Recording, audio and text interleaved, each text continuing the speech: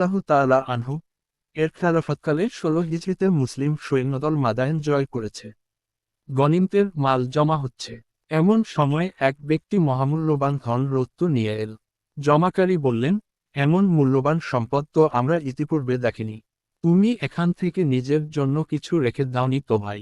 লোকটি বলল, আল্লাহর কসম, যদি আল্লাহর ভয় না থাকতো তাহলে আমি কখনোই এ সম্পদ আপনাদের কাছে নিয়ে আসতাম না। সবাই তার পরিচয় জানতে চাইলে তিনি অস্বীকার করে বলেন, যদি আমি পরিচয় দেই তাহলে আপনারা আমার প্রশংসা করবেন, অথচ আমি কেবল আল্লাহর প্রশংসা করি এবং তার নিকটে প্রতিদান কামনা করি। এরপর তিনি চলে গেলেন।